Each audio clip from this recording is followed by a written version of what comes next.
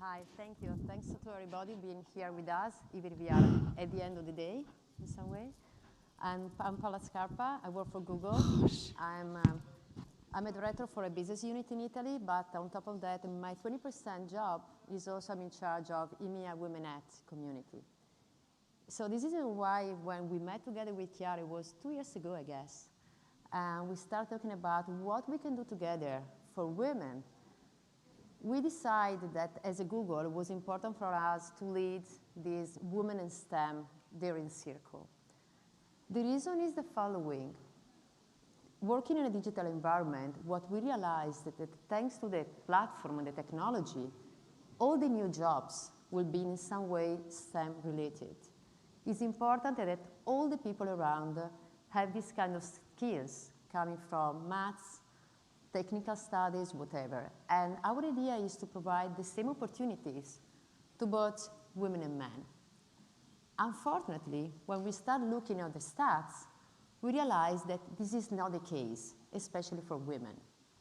In terms of numbers, just 35% of women have STEM grades, so they took technical studies. But when they join STEM companies, this number go to 25%. And if we talk about senior position, like CEO, executive position, in the STEM companies, this number is 9%. So definitely we think there is an issue here. So when Chiara told me, can we do something together? Of course, we have to do something. And I think the great opportunity of working with Women's Forum in this Daring Circle is that we put together a lot of different companies. Whatever, I mean, we don't care if we are competitors. We work together with Microsoft, we work together with a lot of companies from tech, from beauty, we work together with publicists. Really, all the people around really engaged in find a solution of this, let's say, it's not one issue. The problem here is that is an issue coming, is a sort of leaky pipeline. Because the pipeline, we realize that the big problem starts when these girls are 12, 13 years old. We make studies together with Polytechnic of Milan. I see one person here, Mara Tanelli, and together also with Basso Consulting Group to analyze all the data. And we realized that the problem started when these girls are still in the school and they are missing role model. And the role model should come in their family, with their parents, with their teachers. So this is something we need to do starting from this area. And after that, if they finally decided to take technical studies, and they join a companies, a STEM companies, there are other issues there. The problem is that, I can say not just women in STEM, but for the all the women, it's important to find a companies where they're really inclusive. Many companies have fantastic diversity programs, but it seems from the BCG studies, we as a woman are not able to use these programs. Perhaps because there is not a good endorsement from the managers. So having said that, we made a quite practical action plan altogether, perhaps because we are women, we like to be very practical. And by the way, you will find here, so you will find outside. So you will see all the results of our studies, what is the action plan. And the action plan, for example, there is a lot of jobs that we'll ask also Chiara to explain better than me. We want to do also with the Ministry of Education. We want really to work together with the schools to start really providing the message that STEM is cool. It's not just for Jake. STEM is for everybody to succeed in our digital environment. They will be the future of our children. And the next step will be, we also want to launch an app to engage the young generation to understand what they can do with these STEM capabilities in their future. And of course, work all together as a companies to create an even more inclusive environment. So we need, if I can say, all of you in doing this together, and of course together with Chiara in the Women's Forum for the things you can do in this environment. Thanks. Paola, thank you so much. Thank you so much, and thank you for all the wonderful person who worked in the Daring Circle. I really want to insist on the fact it was not a question of competition, who was the best. It was, we were aimed on only one simple objective: give the same opportunity to girls, to women, than to boy and to man, because it's absolutely necessary if you want to create a more inclusive world. And thanks to these incredible works that also had some as we said, academics, experts, IMF, European Commission, UNESCO, OECD, and so on and so forth.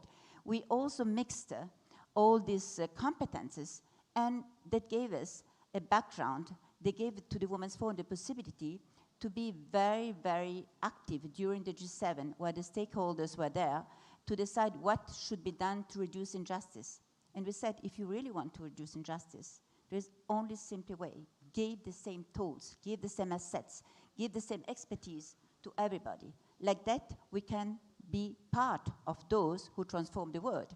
Because, as you know, we are not using the same tools we were using 5 years ago. We're in a plenty disruption. 80% of the jobs are disrupting.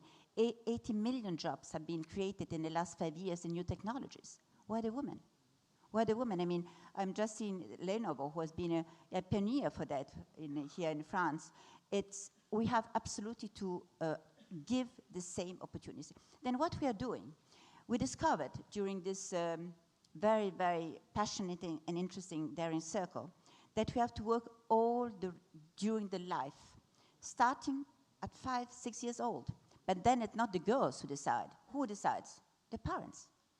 Do the parents know the opportunities they can give to their children if they choose an education that gives the right tools, that means STEM? Do they know that there will be 9,100 jobs available now in Europe in digital and 1,000,004 in the United States? Do they know that there will be a highly paid salary for women, that they can have independence, be confident, be somebody because they have the skills? And more important, you know all this because we do a lot of studies on that in the Women's Forum. Girls from 5 to 12 years old, what they want to work on purpose. They want to be those who transmit education. They want to be maîtresse d'école. They want to be nurse. But what is the nice way now to do transmitting things? It's to be in the eye. What is the nice way to be a nurse? It's not what to be a nurse. It's to be the one who invents the robot who will just replace the nurse. Then this is the real issue. If you're not there, we will be victims. The world will be again completely transformed by others and will be still left behind. This is no more possible. We explained that to the stakeholders, the G7, and the French government gave us a responsibility. You heard yesterday, it has been said at the issue of the G7 in Biarritz. The Women's Forum is in charge to give insights, to make proposals. This is a huge responsibility for all of us in this room and all who is working with us. We have to find the best practices. We have to find really what works, because a lot of things have been done, and for the moment, it still doesn't work. And now here we are launching many initiatives, and I will just, Nunu was wearing this. I'm not legitimate to wear it, I tell you immediately, because this is for the STEM sisters, those who can give, I see that Catherine has it, the STEM sister, those who are in the STEM world and can just give advice to the young generation. I'm so happy you're there. I'm talking for you. To be there where we can be part of the transformation and make an inclusive world for everybody. That means that we have now, since this morning, we have now 70 sisters. Please, we have to be 200 from tomorrow. And that means that you will be generous. That means that you will share your competences. That means that you will be there to help the others. And now, please, a video to see, because we are launching a lot of initiatives, including a campaign of communication. Then video.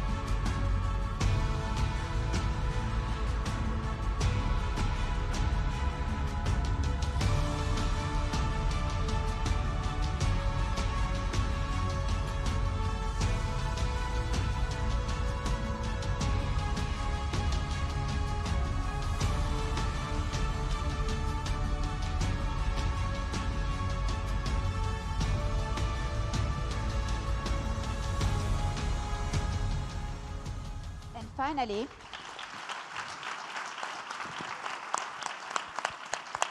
we really want to rise the numbers, as Paola said. 25% worldwide, it's not possible. Otherwise, we will never be CEOs, we will never be head of banks, we will never be nowhere poets, or so on and so forth. Then we want to rise the numbers. We want to make it very concrete. We are also launching a campaign to explain to the parents what they do. And we're working for this law to encourage the STEM to be sexy, to be attractive, to be fun. Otherwise, girls will choose something else. Then this is our issue.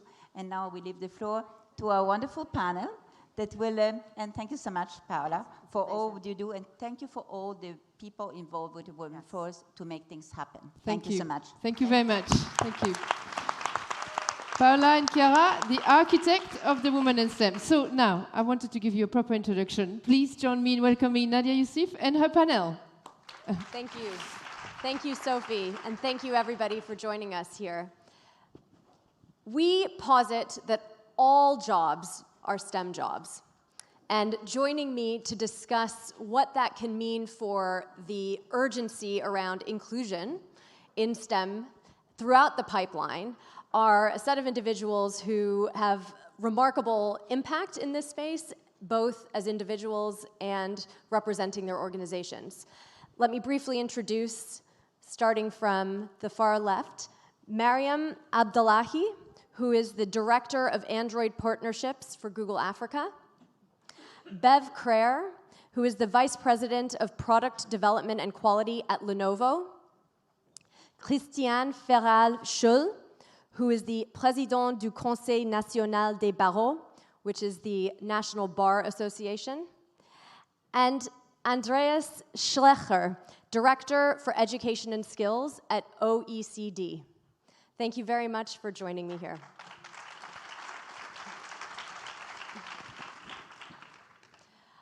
I'm going to kick off by asking Andreas to lay out a little bit of the statistics.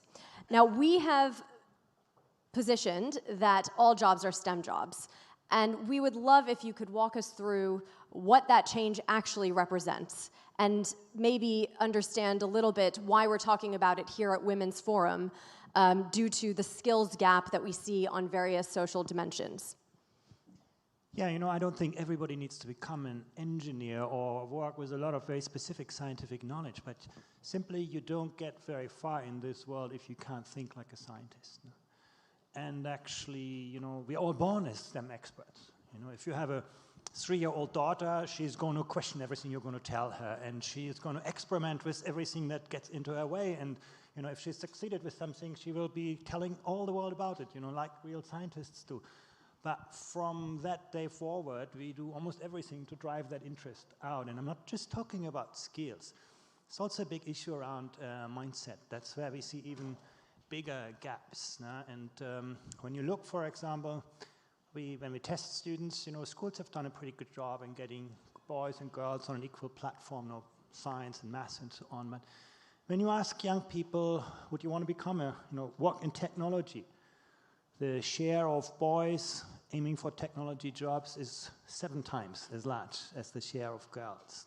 It's not twice as large or 3 times as large, it's 7 times as large. And that's actually, I mean, worse than actually reality. Sort of fortunately, things in life turn us a little bit around, but just a little. There is, and it's not just about gender, you see huge age gaps. We actually tested the skills of people in, you know, solving problems and, you know, with technology, using technology for everyday jobs. It's again not the kind of technical expert, but someone who, you know, intelligently extracts value from technology. You can see about, you know, 1 in 10 older workers being ready for the flat world. No? And we don't see them often, you know, you can see, and then you say, well, you know, that's all going to go away with digital natives, young people growing into technology, but that's about, you know, 1 in 2 when you look at young people entering the workforce. And that's where the kind of gender gaps open, that's where the kind of socioeconomic gaps open. But bringing you back, you know, that's the skill gap, but then bringing you back to a mindset, what you really see is that when you ask young people about their future dreams, you can see girls often opt for jobs that are prone to automation, that actually don't have that kind of future in our economy. girls are and disadvantaged, have a much more myopic perspective of their future. Now, why would you study STEM if you have never met a scientist or an engineer? No? Why would you invest? Math is hard. Math is sort of something you have to invest sort of time and energy. And I think those kinds of issues are very significant. And technology, some say, well, technology is going to, moderate all of this and put everybody on a playing field. But we actually see that technology tends to amplify those skill gaps. No? It super empowers those who have already good kind of STEM thinking skills, and it leaves others actually further behind. Can you expand a bit on that? How does it amplify? Yeah, look at the kind of job prospects that you have. If you have great skills, you're going to get a great wage, you get the right jobs, and so on. And if you have poor skills, the companies are not going to invest in you. No? You are most likely also not want to go back to education if that was an experience you didn't succeed in the first round. There are many reasons. But technology really is sort of a big driver of those kinds of disparities these days. And I think we just have to, work hard on those gaps. Thank you. So we've heard from the macro perspective, and interesting to hear that from Andreas's point of view, it's not just about the technical skills, it's about the mindset. I'm going to pass it to now Bev to speak a little bit about how this plays out in Lenovo and in other organizations that are responsible for putting technology out there in the hands of both girls, boys, men, women. What do you see is the role of diversity in technology teams? So those teams that are actually building the products is my first part of the question. And my second part of the question is, what is the importance of keeping equality in mind in that design process? Does it play a role? And if so, why and how? So those two questions are very interrelated. When we look into the future of technology and of devices, by 2025 to 2035, there's going to be 80 billion devices, intelligent devices, on the planet. And if you think about yourself, you have a smartphone, you might have a headset, you might have a computer, and all of those devices get connected, and they get connected in different ways: machine to machine, machine to human, and human to human, and the human connection. So we're all involved in STEM. When we look at that and we say we're all involved in the technology, it means that technology needs to work for us as individuals as well as organizations. And so as a product developer, in my organization, if we develop products just for one type of person or one type of machine, we can't be successful. But we also know that diverse teams are actually 57% more effective. So if you have people with different ideas, different experiences, different backgrounds, as well as different genders, race, experience, abilities, neurodiverse participants, you actually get much, much better products. And for us, and the fact that Lenovo makes products that fit in your pocket to fill this room, since our products go everywhere, we actually have to pay attention to that. Now, I'll just give you a little simple example. The US military in the 1950s did a bunch of efficiency studies. They were trying to figure out how high a desk should be for it to be the most effective for them.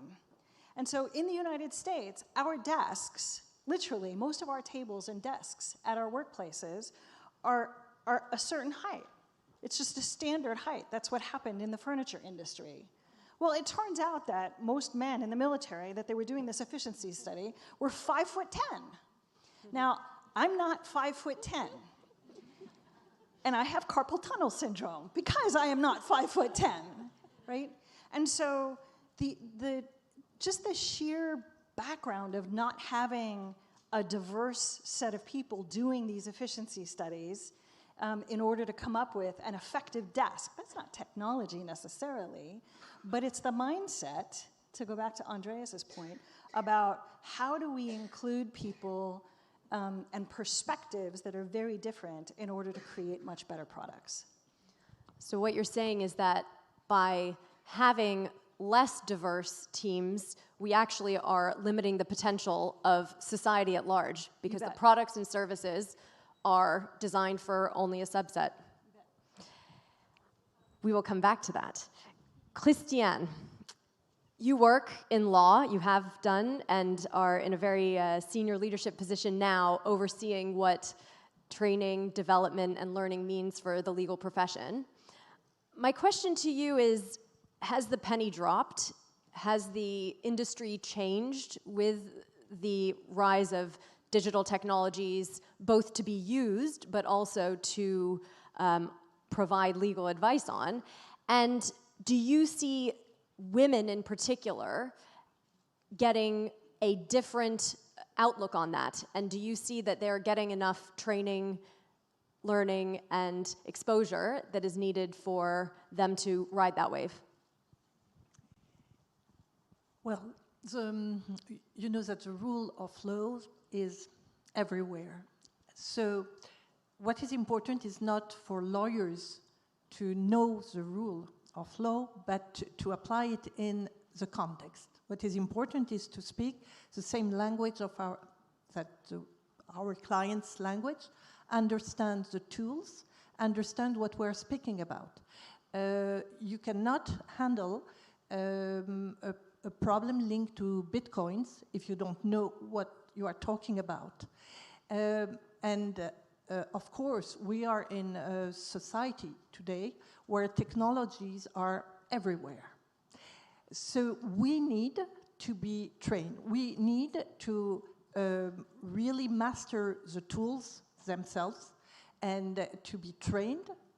We are using the same tools as our clients. So first level, you need to use them properly. Second level, you have to understand the industry of your client. And on this point, you have to go much further. If I take my own experience, I learned a lot of things with my clients. The industry of technology, you are going through a number of meetings where you have to put the hands inside and to understand what's going on. So there is a lot of work for lawyers. This is a good news for lawyers, maybe less for clients. But if they want to be competitive, and female lawyers are really concerned, first level, well, you need really to explore all these areas. You can be involved in cybersecurity today. I would say there are not enough lawyers, but there are not all female lawyers there. We talk a lot about GDPR. We can be involved in compliance, but if you want to be involved in compliance, you need to be involved in several specialities inside. So training is very important, and as the head of this institution, I'm in charge of all the law schools for lawyers, and of course we want for the initial training, but also for the continuous training, really incite all lawyers, and in particular female lawyers, to go and be interested in these areas. But you will see that there will be more interested in some specific areas and not necessarily technology. So we have still work to do on this. You said an incredible statistic that 57% of lawyers today in France are female. So yes, and I can even tell you that today more than 70% every year are female lawyers. So the incoming class. But what percentage of these, for example, in the legal for cybersecurity or legal for data protection, what is the proportion there? I don't have the exact number, but what I can tell you, I started 30 years ago in this area. I still have the same competitors. So we are always in the same area. So these are not areas where lawyers go. And I tell female lawyers, you have really important domain to explore. It is where the white space is. I'm gonna have Mariam now. You have such an inspiring personal story, so I would love to have more of the audience hear about your journey into STEM. And I think what, if I just plot spoil a bit, it exposes is that if you have access to and inspiration from educational sources as well as broader role modeling, it makes a huge difference to often overseen or overlooked communities. And I'd love to hear, as you tell your personal story, what are some of those things that made a difference to you that potentially could be scaled, that either organizations here in the room or more broadly could apply, given that it made such a difference in your life and those around you? Wow, thank you, Nadjia. First of all, I'm really honored that you find my story inspirational, because it's a typical story that doesn't have any sad bits to it. So often when you overcome a lot of things, it's, the things that inspire. But anyway, so my story is a typical story of an African child born in Africa to a wonderful family. Education for me, my mother and father didn't go to school. I'm the first person from my family to go to school, let alone go to university. But I was always encouraged. I was always told, get to school. My mother has a famous saying. She said, I don't want you to sell tomatoes on the street, so please get an education, right? But the way I was studying was, maybe Andreas knows, it's a traditional way. You get your textbooks, you study, you cram everything, and then you go and sit in the exams. A few years later, anyway, I had the opportunity to move to the UK. The education system was a little different. I didn't have to cram anything. I was told to do practical things. And practical things where I had to kind of prove my theories. And I thought, well, this is a bit weird. Did that. That's not that was great too. Go on to go and do the A-levels and go to college. And the UK colleges, the 2 years before the university. I was doing the typical thing of what I felt was safe, which is I'm going to pick subjects which I can cram, ace the exam, and go to, university. Now, it didn't quite work out that way. I ended up going into a computer lab one day, didn't know what they were, never really interacted with them at all. And I was very intrigued. There was a teacher there, her name was Paola, I'll never forget her, and said, hey, come on in. So what do you do? I think it was break time or something, obviously. We ended up chatting, and she ended up introducing computer science to me in little 15 minutes that we had. And she said, sit here and figure out, how this thing works. Well, how am I going to figure it out? I don't know. After that session, and a month later, I dropped all my subjects and joined computer science because of this one lady who was super inspirational to me and told me that this is going to change the way we work, the way we live, the way we interact. So she was a very forward-thinking person. So I thank you wherever you are, Paola, today. But as you graduate, you go to university. I ended up doing technology, computer science, and business. And then I ended up working with companies that use technology as an enabler. I started off in manufacturing, which is in automotive manufacturing, which is very much probably one of the most automated fields, I think. But every room that I went to, I was either the only woman, and certainly the only African woman, that's for sure, going all around Europe. But the fortunes of having great mentors always, followed. I was fortunate to have great mentors all along the way.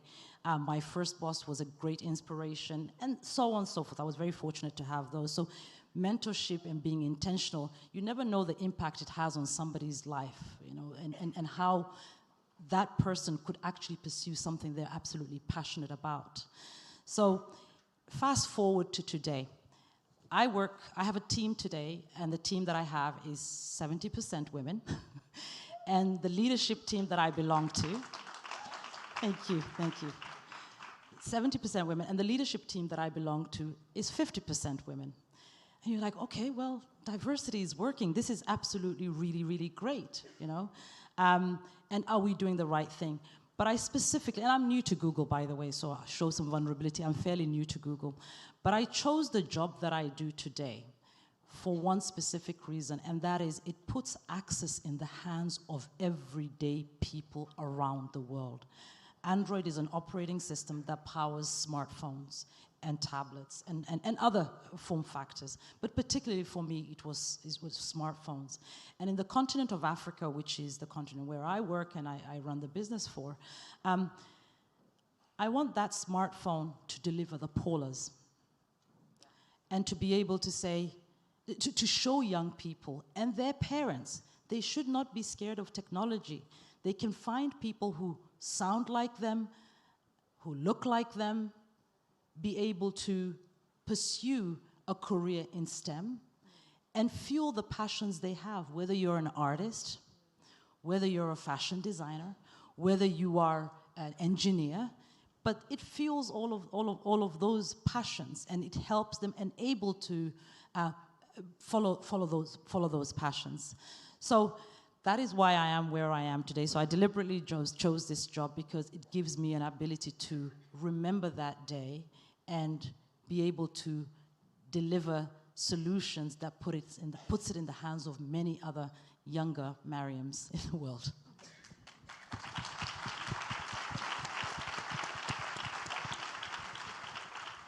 Put very eloquently, and a perfect pilot example of a STEM sister, actually. Thank you. Exactly. Sorry. So the question you asked was, how do you scale it? One was obviously putting it in the hands and creating the access, but also the mentors from the STEM sisters and many other mentorship. Every organization that I go to has a lot of mentorship programs. And I don't know, you don't know the story that you have and how it inspires people. For me to be on this stage today and showing some vulnerability, it's a difficult task because there's a lot of people looking at me and I'm a bit nervous. But I get on stages like this around the world to be able to show, if I can do it, you can do it too.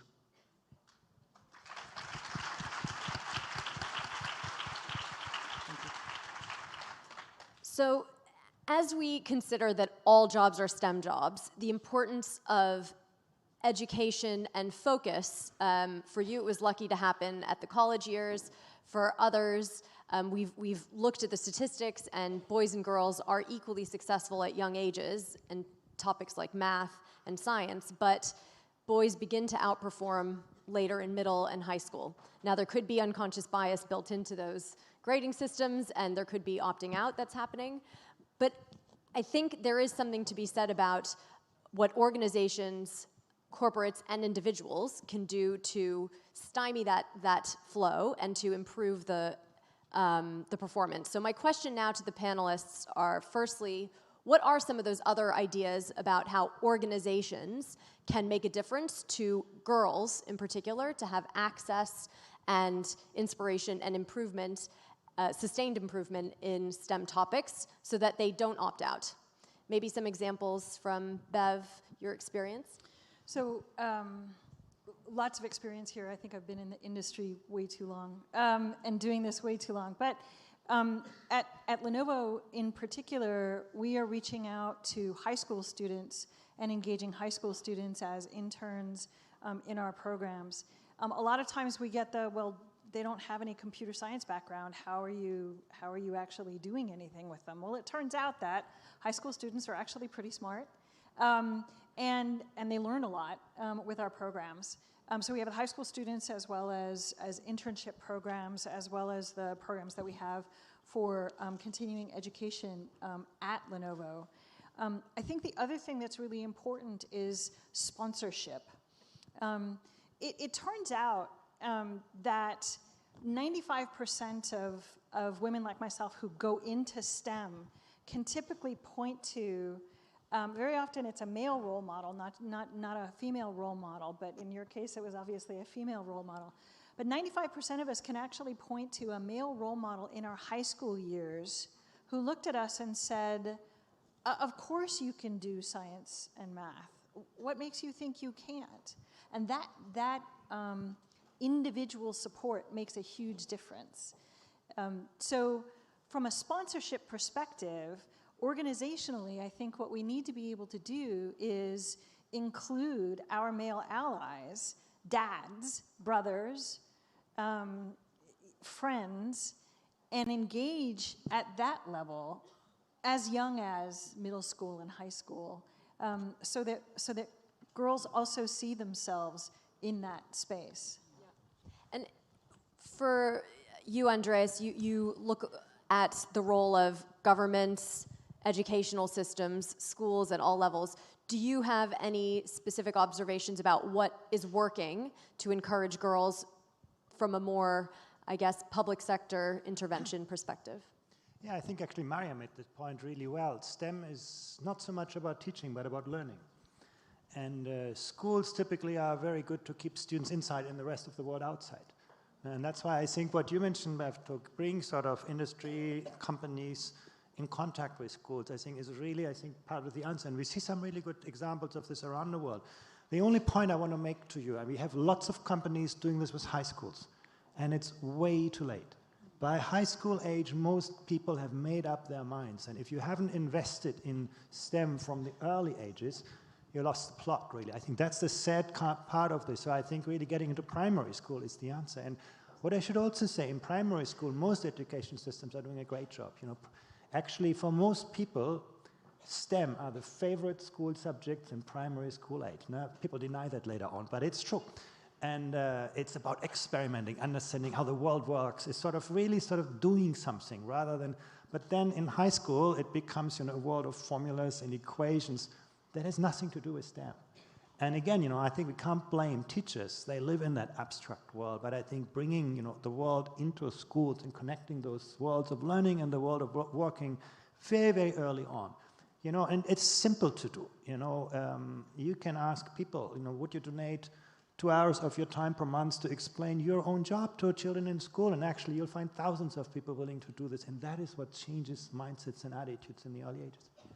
So what you're saying is that actually it's about exposing them to that future world and making it seem accessible, making it seem not a gendered choice, but equal opportunity. Do you have any examples of countries that are having this be more part of the curriculum, more part of the standard? Well, take a country like Italy. That was one of the most stereotypical kind of, gender segregated systems. Today you have 40% of women in STEM subjects studying. And that has been a period of 10 years. It was simply a dedicated effort to make that a priority. It is feasible. It is not rocket science. Take in England an organization like Education Employers. They match schools with people so that schools can actually benefit from the experience. What you don't have, we are all from probably quite well-off backgrounds here. We know the world. Our children know the world. If you actually come from a disadvantaged background, you know the job of your mother and your father and maybe some friends. They may be simple jobs. You just have no idea what the opportunities look like. And then why would you invest in yourself? No? Yeah. Sorry, can I add Absolutely. to that? I just wanted to really agree with Andreas on you have to be able to get the introduction of STEM, particularly for me, technology, at a very young age and what organizations are doing. But also, you need to be able to have programmatic approaches that grow from being a young child to a professional, right? So some of the things, for example, we're doing at Google is code weeks. Code weeks where we're teaching children how to code, right, from very young ages. And at that very early age, to be very deliberate and say, even then, we need to make sure that we're just not getting all the boys in class, How do we make it attractive for the girls to come in? And we're seeing such staggering results when you're really being intentional about things like this. So, for example, in Africa, of the code weeks that we've done, we've seen 56% being girls, which is the point that you were making earlier on, that when they're young, they all want to get into technology. In Europe, we're seeing 62% of the girls come on board as well. But as they go to school and as they graduate, what are we doing to encourage graduates to get into research, to get into... so we have a program where we sponsor graduates to go in, much like yourselves, and support them to actually explore what it is to be in computer science and research. Then when you get into the workplace, we know ourselves, women, sometimes we suffer from I'm going to be a little modest, I'm going to be quiet, and I'm going to sit here. But what are the programs that organizations do to tell women, live in your full glory and be your authentic self, because the organization needs you to be so. So we have a campaign within internally that we say, I'm remarkable, workshops to show women, you are remarkable in what you do. Please share your story. It inspires others. And by the way, it inspires the company as well, that this diversity and inclusion program is actually working as well. I can vouch for the I Am Remarkable program. We have also rolled it out. It's fantastic, and I would encourage you to look into it and talk to your Google friends about how to bring it to your places. I'm going to now move away from the education and younger ages and the influence that can take place there to the workplace. So in this fast-changing technology world, reskilling and upskilling is now core and the norm. I want to talk a little bit about what we need to do differently, in particular to encourage the perhaps existing minorities in those fields to not get further left behind.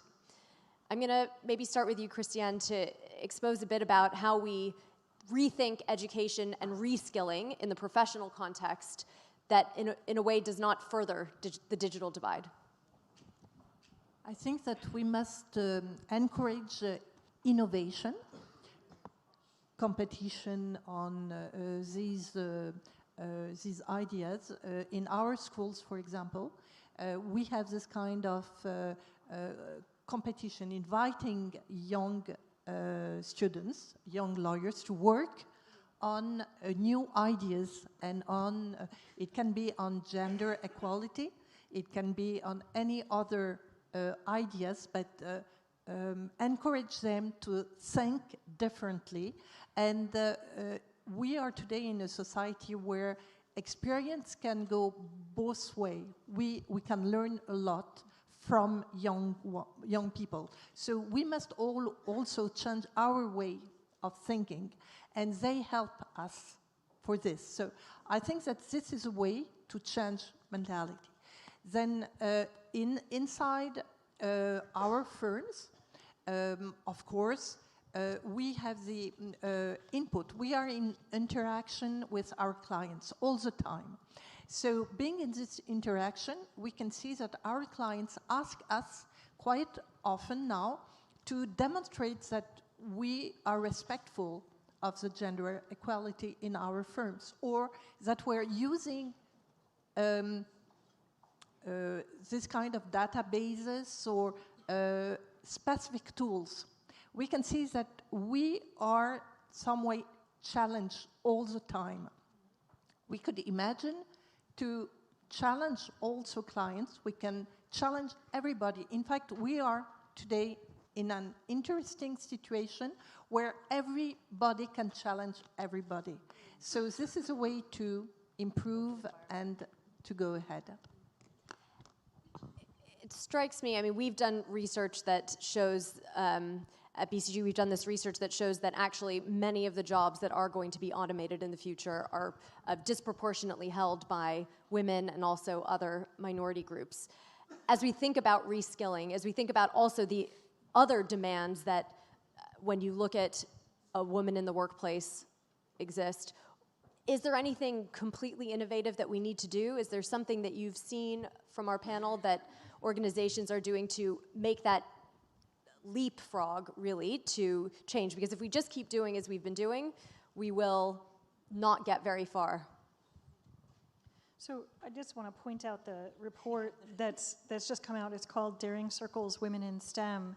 There's some very interesting new data in this report that I would encourage people to take a look at. And one of the things it talks about are things that are specific to women, particularly in the mid of our career, but things that organizations can do differently moving forward in order to continue to encourage and enable the flow of women through the pipeline. flexibility in jobs, for instance. So job sharing for women who are returning to the job after having children or after having been out to have children, as an example. So there's some really interesting data in here, and I would encourage folks to take a look at it. Yeah, I think you raise a really important point. At the OECD, we put a lot of emphasis on this. We used to learn to do the work, and now learning has become the work. I think in that it's just nowhere, you don't continue to grow, and you could be left out very, very quickly. And one of the most depressing statistics that we developed, that more than half of the people in OECD countries basically say, well, not for me.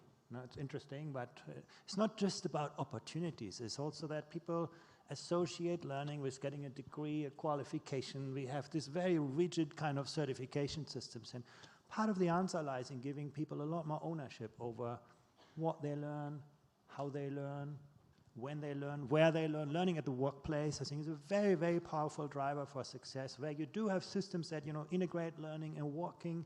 You see much better levels of participation. So getting rid of this very rigid kind of certification system that's often really oppressive, and that's actually also a big social divider, I think is a really big part of the answer. And I actually think this is where technology does an amazing job. We also see that people who work at a technology-rich kind of workplace are much more likely to learn with their coworkers. They're much more likely to learn by doing. Sort of digital workplaces are much better to extract value from people, and that means people get better paid. So all of these things get reinforcing there. We are just about to close. So I, of course, have to ask what every panelist has been asked to date, which is your call to action. In the context of all jobs are STEM jobs, what is your one ask of this audience for they themselves or their organizations to do differently tomorrow? Andreas, start with you. Well, I really believe that we need to start early, and getting society into learning places, working places, I think is the key, really, to get people, everybody can play a role with this, to make STEM a reality for the youngest, and I think that's where we can really change lives. Two ideas. First one is going in schools. We did this year. We have 1,500 lawyers who went in schools and discussed with very young students, 12, 13 years old, and exchange with them on different topics, and it was gender equality this year. The other idea is to make forum shopping and identify the good practice in different countries. We created the G7 lawyers group, and this was the perfect place where we could suggest and give ideas which are held by 1,800,000 lawyers through the world, and on gender equality and on all liberties issues. We have so many ideas, and we can exchange, compare, and keep the best idea. So forum shopping is a good way. It's probably the most productive G7 out there. Bev? So I've been listening to a lot of calls to action today, and I guess the one that I would put out to you is something that I call the butterfly effect. So the butterfly effect is a theory that says that a butterfly's wings flapping here can make a storm happen across the world. And it's a series of small actions that have a huge impact. So what I would ask you is pick one call to action that you've heard today and do it.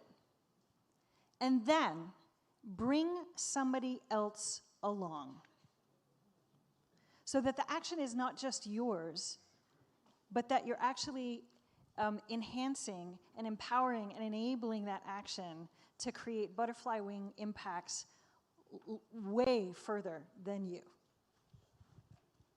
Wow, how do you follow that one? Butterfly effect, that's beautiful. So I have two calls to action. One is, please read this. It's been done. It's got amazing data, and there's a lot of people who've worked on it. So let's read that and kind of find out what the Daring Circle team have produced. The second one for me is one of seeing opportunity, and just to follow on your butterfly effect. I work for an international company, yes, but I work on the continent of Africa. And often when people ask me, and Bev and I were talking about this backstage, is that do we see opportunity, or do we see, well, I don't know how that business case is going to stack up, right? But just to leave you with some numbers to the top of your head, and sorry while I read, because I can't remember them off the top of my head. So the global population of Africa in 2015 was 16%. In 2050, it's going to be 25%. And in 2100, it's going to be 40% of the global population, right? It is the youngest continent in the world, where most of the population is under the age of 25, right? So the workforce of tomorrow is going to come from the continent. In contrast, if we look at Asia, the population and you know how much it's done for STEM. We know what Asia's impact has been from a STEM perspective. So we've got a rising population, not a lot of jobs coming. We can use STEM to be able to bridge and leapfrog Africa forward. Now, why do I tell you all of that? Is that there's a lot of people in the room who work for international organizations that work across the world, and Africa is included in that. My appeal to you is do not give up when you're sent back and told the business case doesn't stack up. The business case is not necessarily just for today, it's for the future as well. So don't give up on that. And that's my last point. Thank you. Thank you to all of our panelists.